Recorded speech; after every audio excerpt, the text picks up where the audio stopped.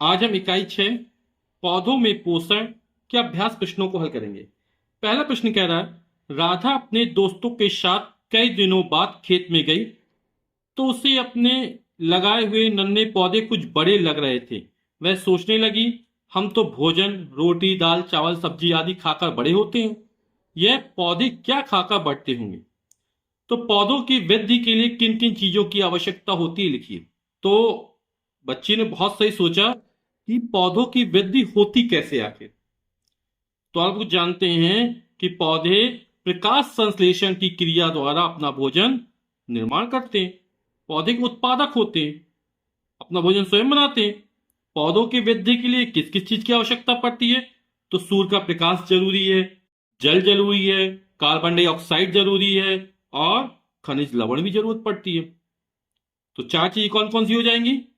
सूर्य का प्रकाश, जल, carbon dioxide और खनिज लवण। अगला प्रश्न है, नीचे दिए चित्र को ध्यान से देखिए, समझिए और प्रश्नों के उत्तर लिखिए। यहां पर चित्र एक में सूरज का प्रकाश डायरेक्ट पहुंच रहा है।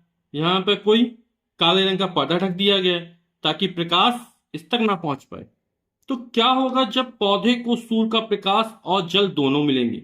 तो जब पौधे को सूर्य का प्रकाश और जल मिलेंगे तो प्रकाश संश्लेषण क्रिया अच्छे से होगी, है ना। तो क्या होगा? पौधे में वृद्धि होगी। तो प्रकाश संश्लेषण की प्रक्रिया होगी, पौधों में पोषण तथा वृद्धि होगी। क्या होगा जब पौधे को एक काले पर्दे से ढक दिया जाएगा? तो जब पौधे को काले पर्दे से ढक दिया जाएगा तो प्रकाश संश्लेषण क्रिया नहीं हो पाएगी और उसके अभाव में क्या हो जाएंगे? पौधे मुरझा जाएंगे। तो काला पर्दा ढक देने पर प्रकाश संश्लेषण क्रिया के अभाव में पौधा मुरझा जाएगा। इसे सही चुनिए। पहला है, भोजन खाने से हमारे शरीर को क्या मिलता है? तो निश्चित रूप से भोजन करने से हमारे शरीर को ऊर्जा मिलती है और ऊर्जा से ही कारण हम बहुत सारी कार्य करने में सक्षम होते हैं। दूसरा, किस तत्व की कमी को पूरा करने के लिए कीट भक्षी पौधे कीटों का भोजन करते हैं? तो कीट भक्षी पौधे कीटों का भोजन नाइट्रोजन की कमी को पूरा करने के लिए करते हैं। तो उत्तर हो जाएगा यहाँ पर नाइट्रोजन। तीसरा है, दाल और मटर के पौधों की जड़ों में गांठ के रूप में रहते हैं। तो गांठ के रूप में जो रहते हैं वो जीवाणु होते हैं और उन जीवाणु को बोलते हैं राइजोबियम जीवाणु। तो यहां पर उत्तर हो जाएगा जीवाणु। किस पदार्थ के कारण पत्तियां हरे रंग की होती हैं? तो पर्णहरिम या क्लोरोफिल के कारण जो पत्तियों का रंग होता है वो हरा होता है। पौधों द्वारा भोजन ग्लूकोज बनाने की प्रक्रिया कहलाती है। तो पौधे क्या होते हैं? सूर्य के प्रकाश, जल, कार्बन डाइऑक्साइड तथा खनिज लवण की सहायता से भोजन का निर्माण करते हैं। इस प्रक्रिया को प्रकाश संश्लेषण या फोटोसिंथेसिस कहते हैं। तो यहाँ पर जो भोजन बनाने की प्रक्रिया होती है वो प्रकाश संश्लेषण कहलाती है। पृथ्वी पर ऊर्जा का प्रमुख स्रोत क्या है? तो हमारी पृथ्वी पर ऊर्जा का सबसे बड़ा स्रोत सूर्य है, यही प्रमुख स्रोत है हमारा। अगला है, ब्रेड में बरसात के दिनों में नमी की अधिकता के कारण लग जाती है। तो जो नमी की अधिकता के कारण लग जाती है वो फफूंदी लग जाती है ना। तो यहां पर जो फफूंदी है वो परपोषी पौधे के अंतर्गत आती है और ये मृतोपजीवी पौधे होते हैं। परपोषी पौधे कौन से होते हैं? ऐसे पौधे जो अपने भोजन के लिए दूसरे पौधों पर निर्भर होते हैं, ऐसे पौधों को परपोषी पौधे कहते हैं। आपकी किताब में परपोषी पौधे 4 प्रकार के दिए गए हैं: मृतोपजीवी पौधे, परजीवी पौधे, सहजीवी पौधे और कीटभक्षी पौधे। अगला है चौथा, नीचे लिखे हुए समीकरण को पूरा कीजिए। 6CO2 कार्बन डाइऑक्साइड गैस है ना। क्लोरोफिल यानी यहां पर प्रकाश संश्लेषण क्रिया हो रही है। तो हमने चर्चा की थी कि कार्बन डाइऑक्साइड, जल, है ना। तो जल का सूत्र क्या हो जाएगा? H2O। और सूर्य के प्रकाश की उपस्थिति में पेड़ पौधे क्या करते हैं? भोजन बनाते हैं।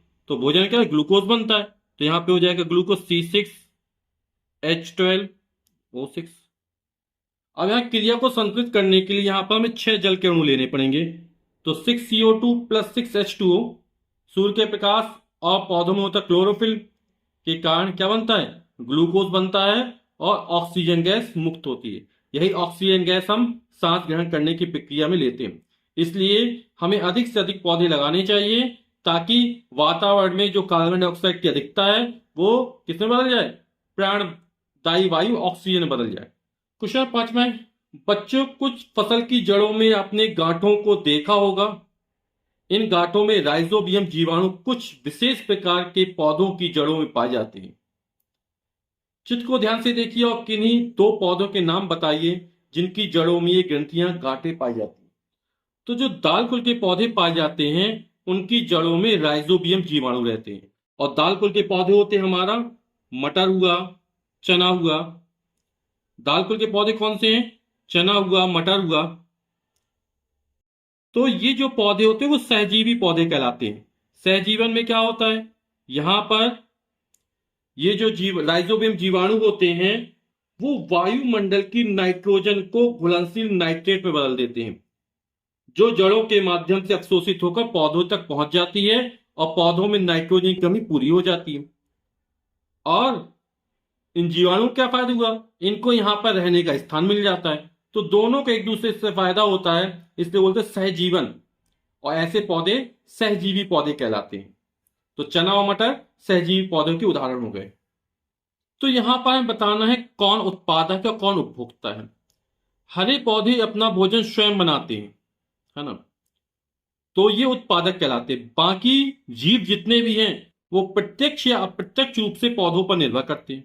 तो पेड़ पौधे उत्पादक कहलाते हैं। तो यहां पर ये उत्पादक हो जाएगा, ये उत्पादक हो जाएगा, ये उत्पादक हो जाएगा, और बाकी ये उपभोक्ता हो जाएंगे।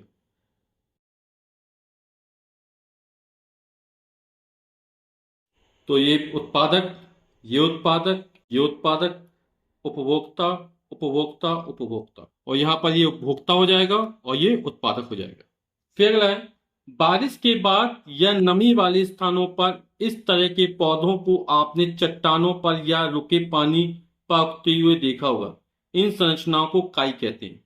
क्या आप बता सकते हैं इसका हरा रंग किस पदार्थ के कारण होता है? तो जो काई का हरा रंग होता है वो क्लोरोफिल या पर्णहरिम के कारण होता है। अगला है 8वां, किन्हीं दो पौधों के नाम लिखिए जिनमें जड़ें नहीं पाई जाती हैं। तो एक हो जाएगा अमरबेल और दूसरा हो जाएगा काई। अगला मिलान कीजिए, स्वपोषी जो अपना भोजन स्वयं बनाते हैं, तो यहां पर स्वपोषी या जो पौधे होते हैं वो उत्पादक कहलाते हैं। तो ये हमारा हो जाएगा स्वपोषी। शाकाहारी, गाय हमारा शाकाहारी जंतु है जो साग सब्जी खाता है, तो शाकाहारी में आ जाएगा। ये परजीवी में चला जाएगा हमारा। मांसाहारी, शेर हमारा मांसाहारी जीव में चला जाएगा। और ये कवक हैं, ये हमारे चले जाएंगे मृतोपजीवी में।